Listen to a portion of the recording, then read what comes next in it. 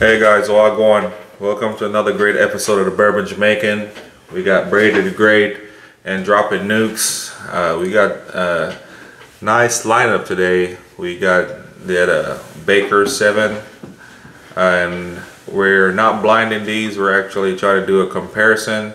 We have the original release, and then we also have a high rye release that is distillery only. And then we're gonna throw this in with the Old Granddaddy 114 that's based on speculations, and we're excited to see what they're all about. These are all courtesy of Brady the Great, by the way. Yeah, so the Baker 7 all the way on your right is what you guys can currently get on the shelf. I think this one was an 8-year, 10-month, right? Yeah. So this one I got, it was like $65 or $70.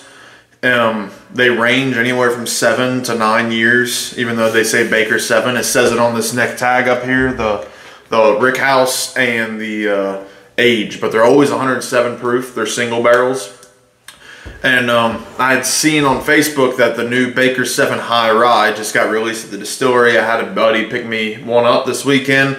Had a few pours out of it. It's also a single barrel, 107 proof. This one in particular is 7 years and 4 months. It says high rye. It doesn't tell you the mash bill.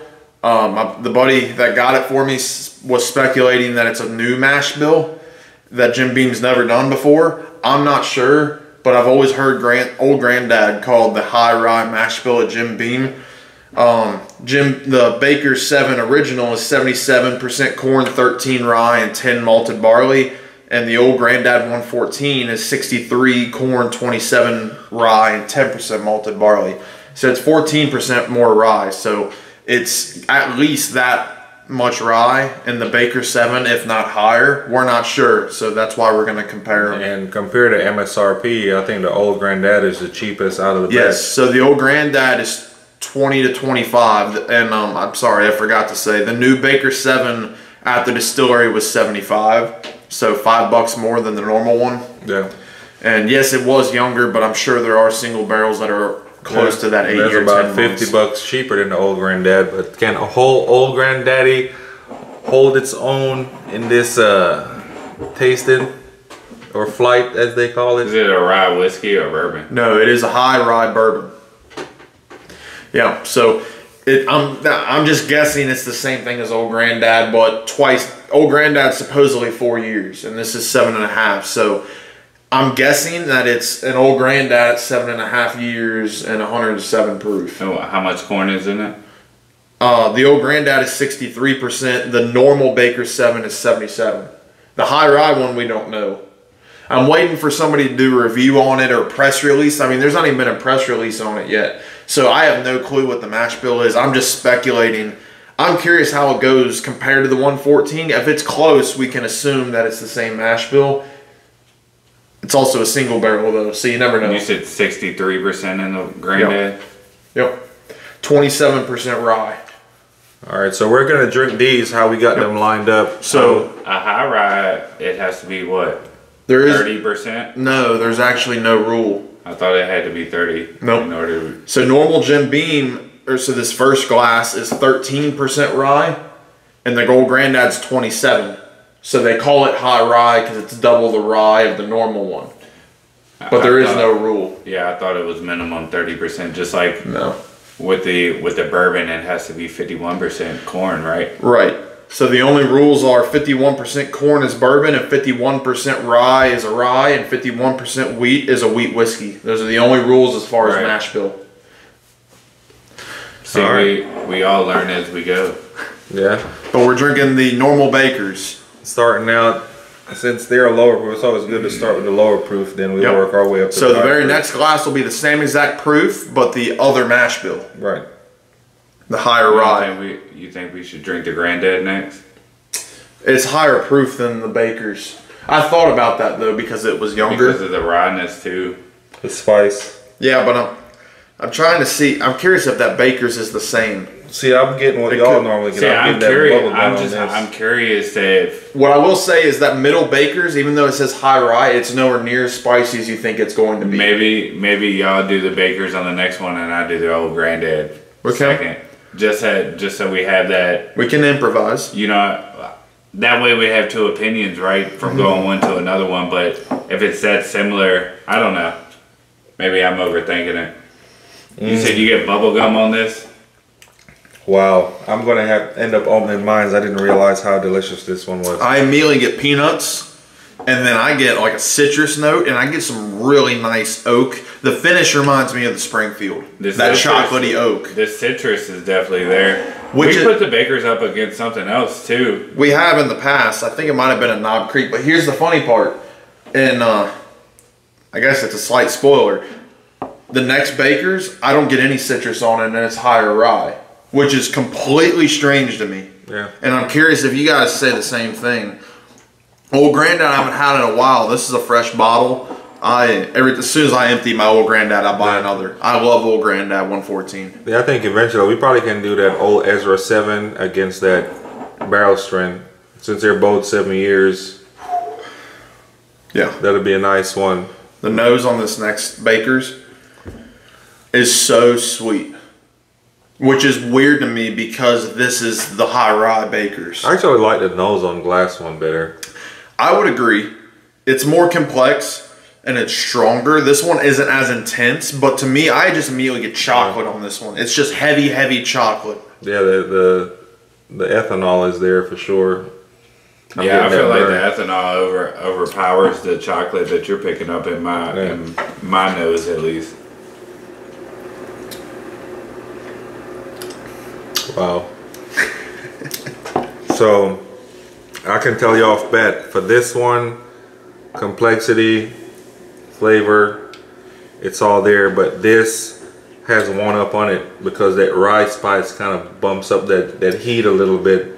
But it's not overpowering. Like, you get that initial burn, Yeah. but then it just mellows out. So the Glass 2, the Baker's High Rye, it's got a little bit of a spiciness to it for me, but it doesn't give like floral or peppermint or anything like that. It's just a touch spicier than Glass 1, but it doesn't add any citrus or anything. Like, to me, it doesn't taste.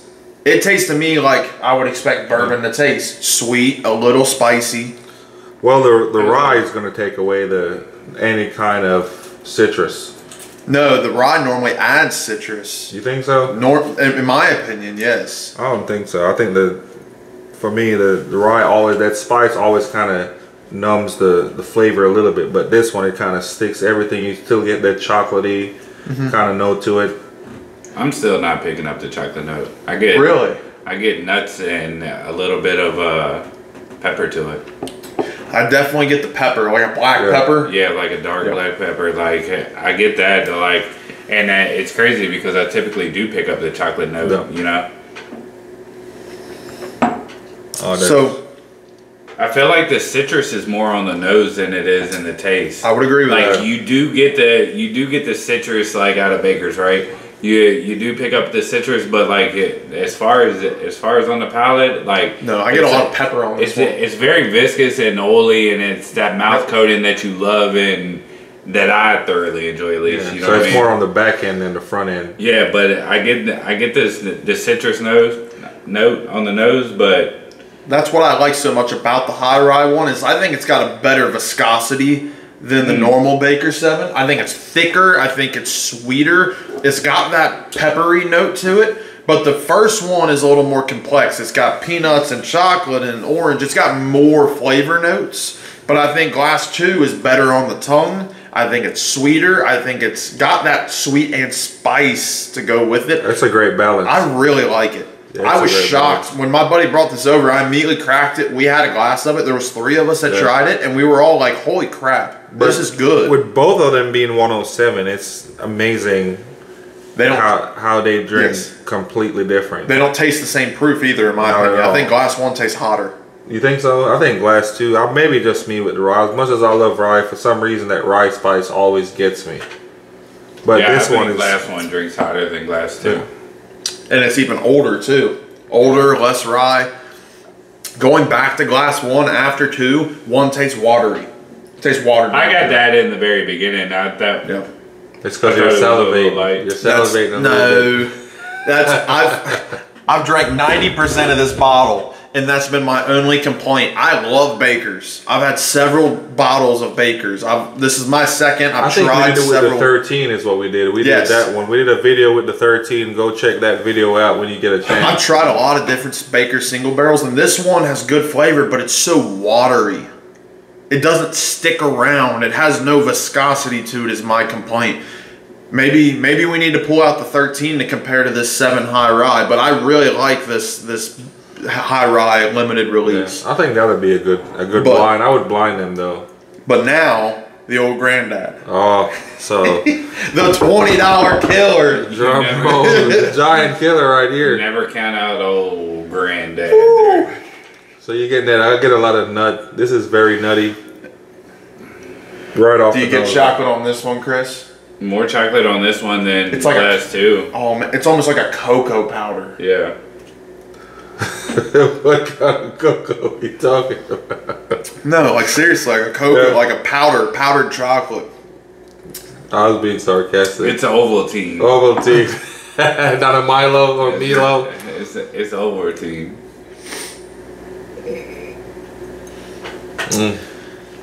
That is good. For 25 bucks. Hey, Hard to beat. I would. This is one of those must keep on the shelf for Oh. the price. Old Granddad. They got different ones, right? They have But- a bonded. Yeah, they have like a three, what is the other one? 86 or 90? 90, I think. Yes, they have a 90, 100, 114. The 114 for the price. You can't beat it. That is delicious. I've never had the bonded. Really? I've always heard good things about the bonded. Everybody, Never had it. everybody just grab the 114. It's the same price Yeah. as the 114 is the problem, so that's why I don't buy it. But I've always heard good things. But this is good.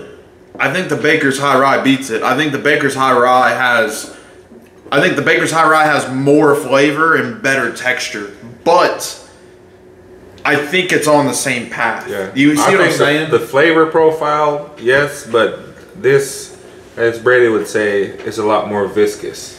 You think the old Granddad is? Yes, it's a little bit more viscous. You got a little bit more burn. I disagree. I think the Baker's is thicker, more oily. Let me I go guess back. the whole point of this. The glass 2 is definitely a lot thicker than glass 3. I definitely pick up the rye burn, right? The after hug and everything is there that they say, but the finish for the high rye is definitely longer than the 114 Granddad. Yes. There is some similarities there though. Like I could see where that theory is there, right? You think that if that old Granddad were 3 years older, that it would be that? I don't know Absolutely. that. I think so. That's the question I had coming into this. I think it would. I don't know if that would be that, but there's definitely similar profiles in regards to the tastings, right? I can like Granddad hit you with that, like the Baker 7. It's there, right? It goes down and it's almost like water, right?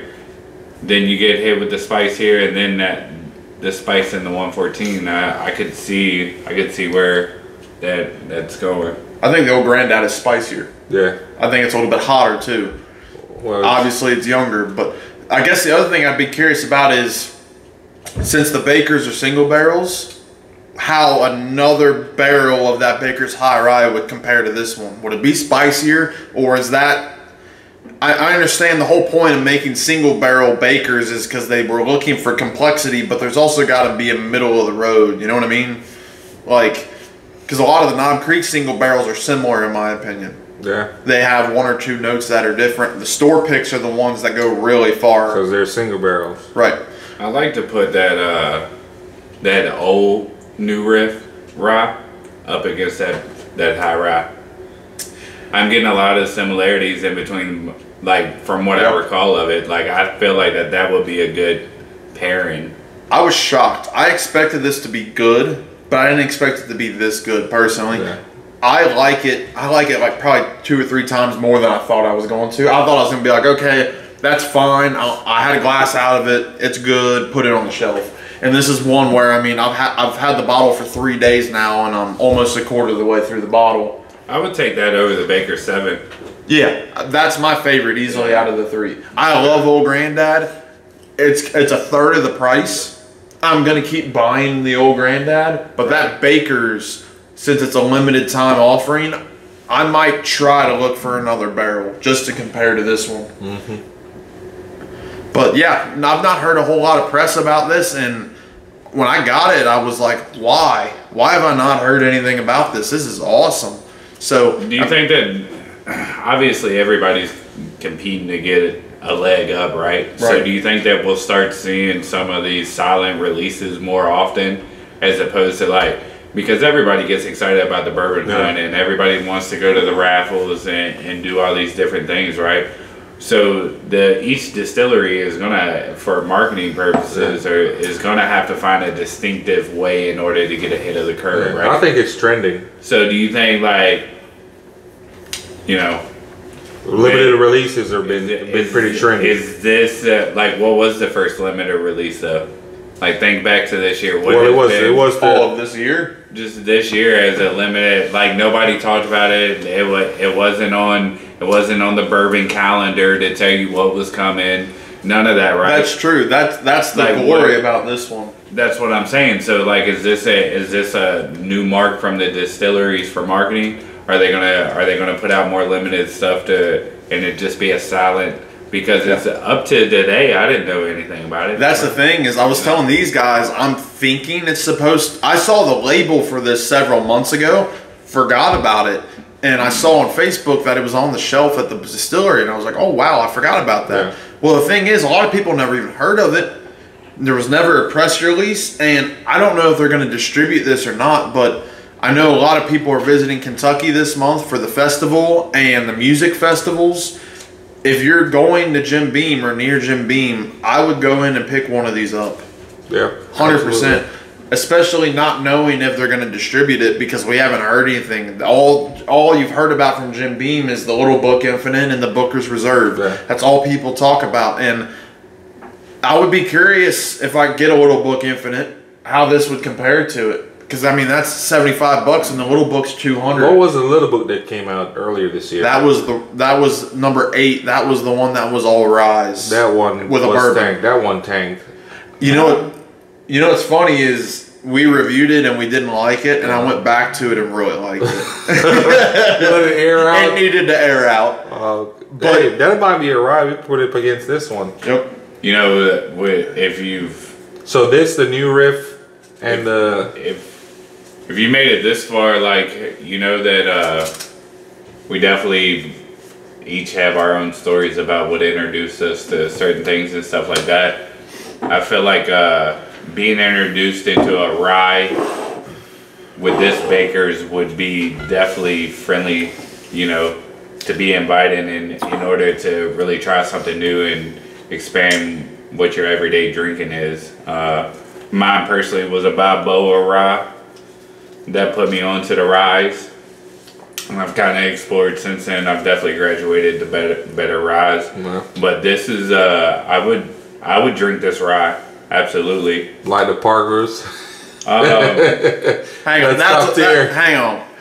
That's a rye whiskey though, and this is a high rye bourbon. It's funny though, because it does remind me of the Parkers. Yeah. It reminds me of it, but obviously about not 5 years younger. The Parkers is 10, yes, but the proof, I mean, the Parkers has this, the viscosity on this is awesome, but the Parkers is like, it's in a league. It's like syrup. Yeah, like it kind of surprised me. I think we talked about it, comparing it to like a Stag. It beat George T. Yeah. We're getting off subject a little bit here, but I'd look for it. Yeah, at the end of the day, I would pay $75 for it without even knowing that it released. So I'm glad that we get to try it out. If you get to see it, you know, couple bottle, check it out. Tell us what your thoughts are. If you've had it, drop something in the comments and give us your point of view. Tell us what you think about it.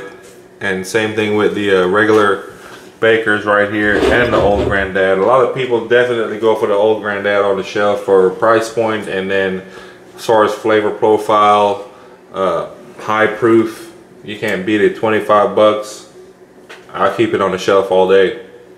Definitely. Yeah, thanks for bringing it through. Absolutely. It's definitely, I would put it up there with the Baker's 13. I would say Baker's 13 was better than Baker's 7. That rye is better than the Baker's 7. I definitely want to try it next to Baker's 13. But what I will say to wrap up the video is I think this flew under the radar. But as far as releases, bottles that have came out in 2024, this has been one of the biggest surprises, and this has been one of my favorites. I agree. Do you think it's based on the element of surprise or to your drinkability of that though? Both. That'll be a combination. Like, because that, Yeah, like, both. people do get excited, right? Yep. People do The get fact that excited there was and get- no hype and get behind things this, hyped up, there was right? no hype behind this, and it was really good. And the fact that it's $75, it really, really surprised me. Yeah. And I'm not gonna say it's whiskey of the year. No, there's no way. I mean, We've had a couple. I've finally tried Russell's 15. This is not whiskey of the year, but I will say that this will be a top 10 of the year. It's really good. I agree. But if you're new to the channel and you made it this far, please subscribe, like, and share. Drop something in the comments. And of course, we got Dropping Nukes, Brady the Great, yours truly. Thanks for watching. Thanks for the support.